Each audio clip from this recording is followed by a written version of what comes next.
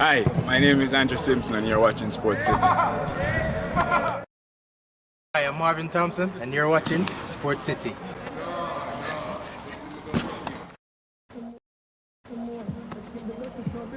Ready. Hi, my name is Ronaldo Wade. You're watching Sports City. This is Adrian Hall and you're watching Sports City with Simon Preston.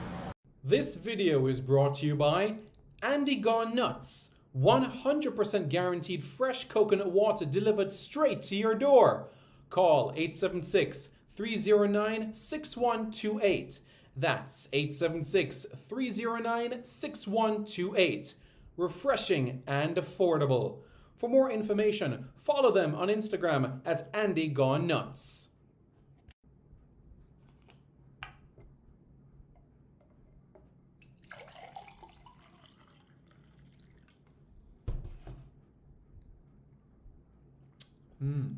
Truly refreshing.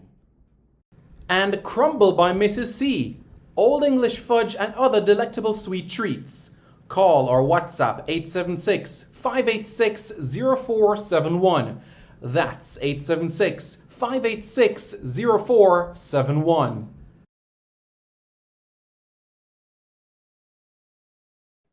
Hello folks, I'm Simon Preston and welcome back to Sports City. This is the channel where we come together to discuss everything sporting related. Now, 2022 was an exciting year sporting wise. We saw the Jamaican national team compete in different sporting disciplines. Football, we saw the men's team compete in the World Cup qualifiers and also the CONCACAF Nations League and friendlies. Jamaica not only booked a spot to the Gold Cup, but in addition to that, they ensured that they avoided relegation from League A of the Nations League. However, they didn't qualify for the 2022 edition of the FIFA World Cup. On the women's side of things, the women's booked their passage towards the 2023 edition of the World Cup, and they also secured an Olympic playoff berth. They also secured passage to the Pan American Games in 2023. In other sporting disciplines we go now as Jamaica competed in the Rugby Sevens and Rugby League World Cup. In Rugby Sevens in South Africa, they finished 24th, the same position that they finished in 2018 in San Francisco. Now, this time around, in the Rugby League team, they competed at the Rugby League World Cup in England, and out of the 16 teams that took part in the competition, Jamaica, not only did they make their debut, not only did they become the first Caribbean team to compete at a Rugby League World Cup, but in addition to all of that, Jamaica represented themselves well. Every single game that they played in, they made a solid impression.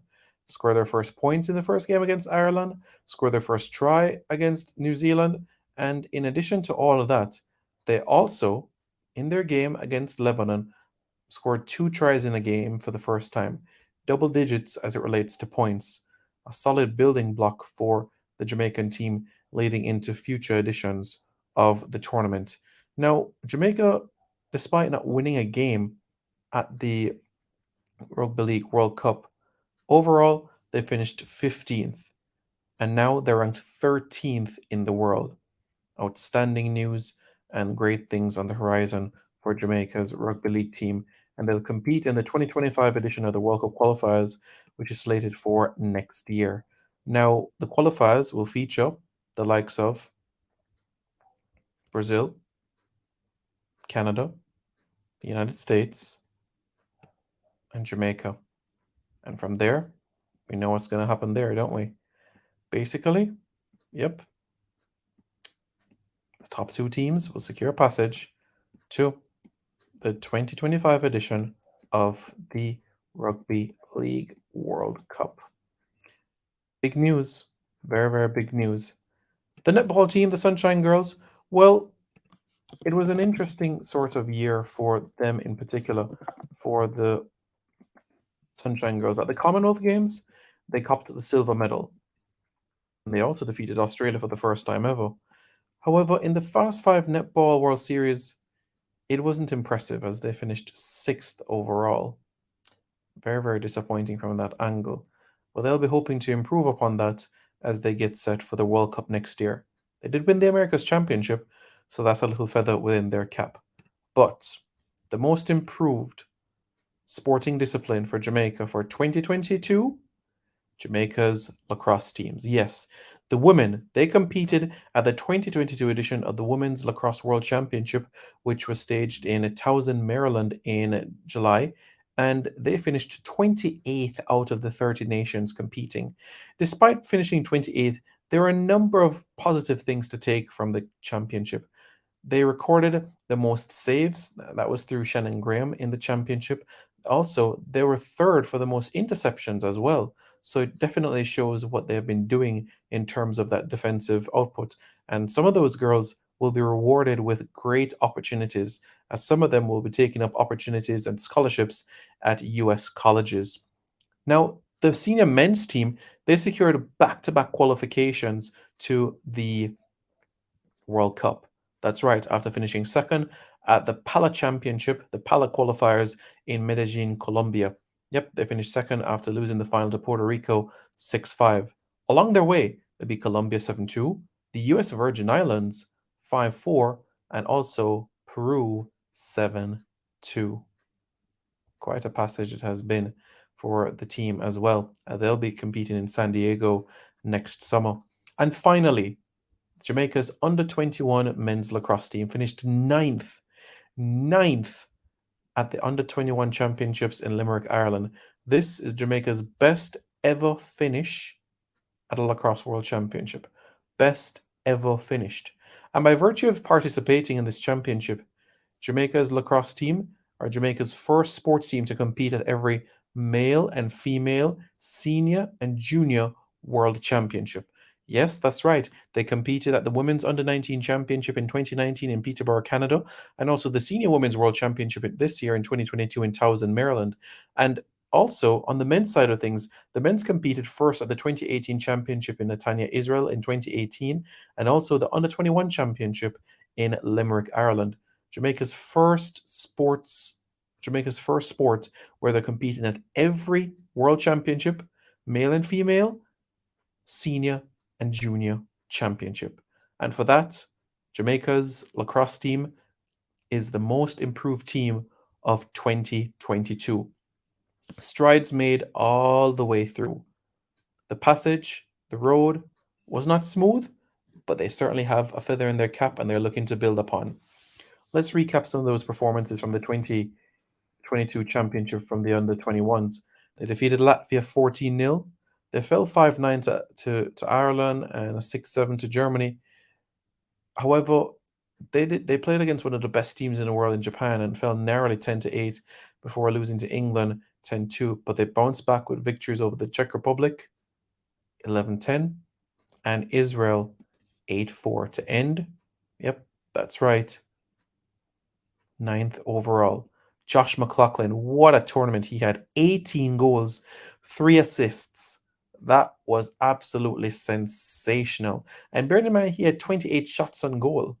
28 shots on goal. That in itself was impressive. Just think about that for a second. 28 shots on goal, 28 shots on goal. And 18 of them scored.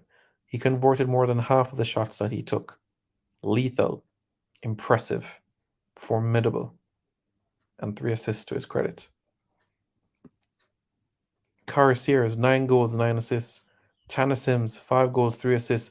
Joel Sibawan, one of the local players, 3 goals, 1 assist. Dante Boyan, 6 goals, 2 assists. Ethan Brown, 2 goals. Stone Evans, 5 goals and 8 assists to his credit. Owen Stevenson had an assist, Tana Sims. It was just simply impressive. Really, really impressive. And this run is not something that should be, by any stretch of the imagination, ignored. The Jamaican team did well. And look at the way how they ended. On a strong note. Yep, that's right. They finished the game strong. And that tells you everything that you need right there, don't you? Just look at the way how it ended.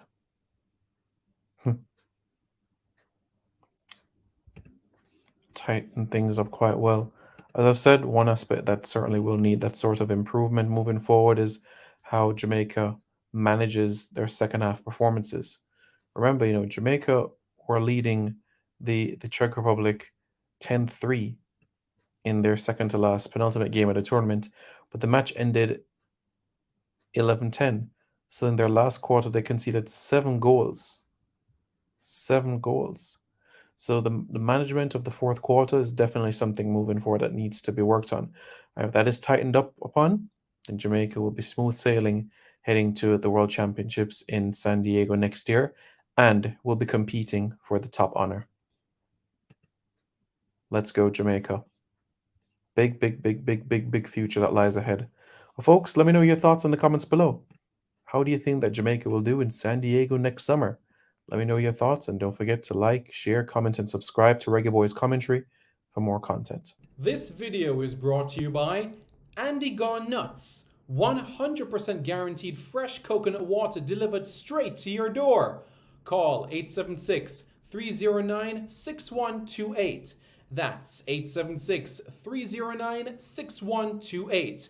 Refreshing and affordable. For more information, follow them on Instagram at Andy Gone Nuts.